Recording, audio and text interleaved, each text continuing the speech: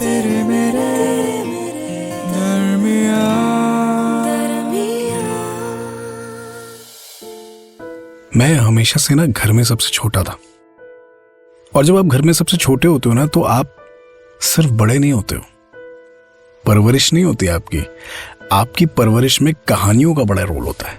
मतलब कुछ कहानियां दादी नानियां सुनाती हैं, कुछ कहानियां आपके पेरेंट्स आपको सुनाते हैं, और कुछ कहानियां आपके सिबलिंग्स कजिन्स आपको सुनाते हैं, क्योंकि आप तो सबसे छोटे हो ना, आपका काम है सुनना। मैंने बहुत कहानियां सुनी हैं, इंडिया पाकिस्तान की जंग की, दादा दादी के रोमांस की। एक वक्त था जब दादी इंडिया में थी और दादा किसी वजह से पाकिस्तान में फंस गए थे, और दोनों की कोई बात नहीं होती थी।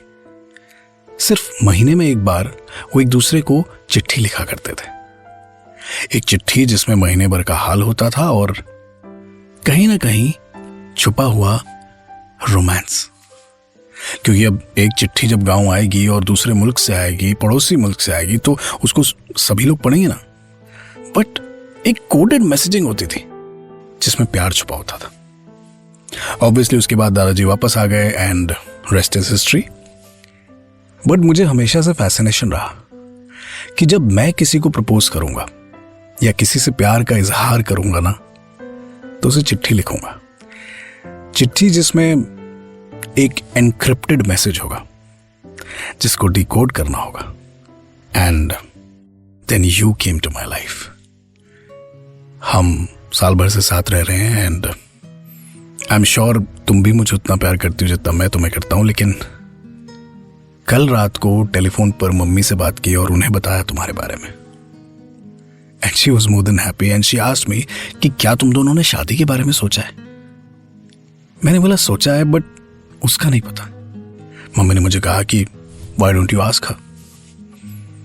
फिर मुझे ख्याल आया इस चिट्ठी को तुम्हें लिखने का। ये चिट्ठी जो तुम्हें आज मिलेगी ना सिर्फ मेरे प्यार का इजहार है, ना सिर्फ शादी के लिए तुम्हारे लिए प्रपोजल है, बल्कि it is a part of the legacy of my family which I invite you to. So tell me, will you marry me? क्या तुम इस रिश्ते को एक नया नाम दोगी जो है खूबसूरत सा तेरे मेरे दरमियां? बचपन से जब आपके आसपास वो लोग नहीं होते ना जो आपका ध्यान रखें, आपका ख्याल रखें, तो बड़े ओवर प्रोटेक्टिव बन जाते हो आप। अपना हर काम खुद करना चाहते हो। अपने आसपास के लोगों को देख के ना कभी कभी आपको लगता है that you have to take care of everyone around you.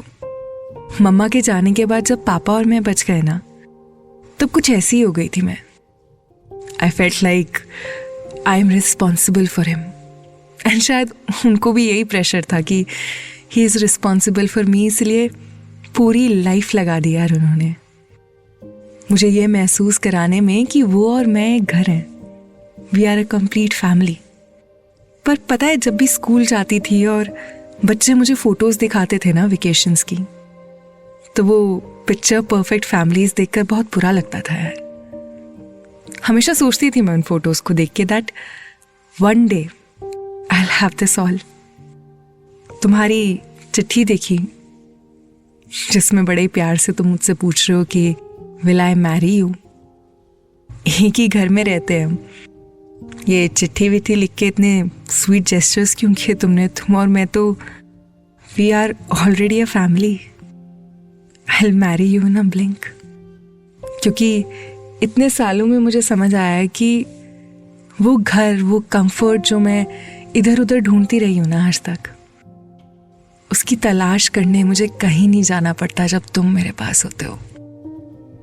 जहां भी हो तुम, वही है मेरा घर, और वही है वो सुकून जो मैं कभी नहीं खोना चाहती, तेरे मेरे दरमियां।